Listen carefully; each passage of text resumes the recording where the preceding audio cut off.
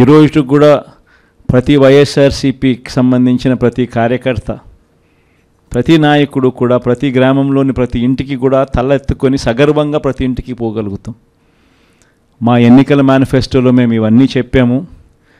చెప్పిన ప్రతిదాన్ని కూడా ఒక బైబిల్గా, ఒక ఖురాన్గా, ఒక భగవద్గీతగా భావిస్తూ ఏకంగా 99% హామీలు అమలు చేసి మేము మన్ననలు పొందగలిగాము.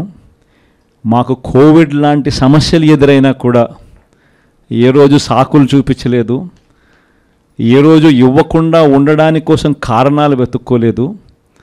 మా నాయకుడైనా, మా పార్టీ అయినా, మేమైనా విలువలతో రాజకీయాలు చేశాం, విశ్వసనీయతతో రాజకీయాలు చేశాము అని ప్రతి ఇంటికి వెళ్ళి సగర్వంగా తలెత్తుకుని చెప్పగలిగే మనం చేసిన మంచి ప్రతి ఇంట్లో కూడా ఇవాళటికి కూడా బ్రతికే ఉంది.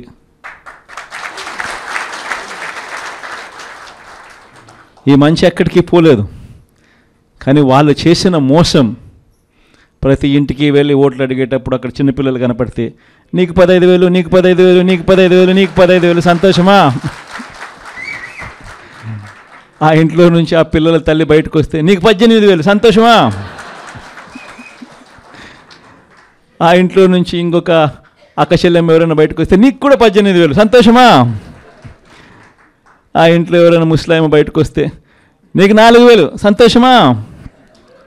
అని ఇట్లా మాటలకు నిజంగా ఇటువంటి అబద్ధాలకు, ఇటువంటి మోసాలకు కాస్త ఆ ఇంట్లో ఒక 20 ఏళ్ళ పిల్లోడో 18 ఏళ్ళ పిల్లోడో ఎవడన్నా బయటకు వస్తే నీకు నెల 3,000 రూపాయలు నిరుద్యోగ వృత్తి, నీకు సంతోషమా?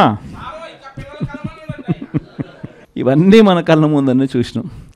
అంటే ఇటువంటి ప్రలోభాలకు ప్రజలు కూడా ఏమో జగన్ చేసినాడు కదా, జగన్ బాగానే చూసుకున్నాడు మమ్మల్ని అందరినీ, జగన్ పలావ్ పెట్టాడు, చంద్రబాబు నాయుడు బిర్యానీ పెడతానంటున్నాడు, జగన్ కదా చంద్రబాబు నాయుడు వయసులో పెద్దోడు కదా, మరి జగన్ పలావ్ పెట్టినాడు అని అంటే చంద్రబాబు బిర్యానీ పెడతాడేమో అని ప్రజలందరూ కూడా కాస్త కూస్తో మోసపోయి చంద్రబాబు నాయుడు వైపున చెయ్యిపోయింది.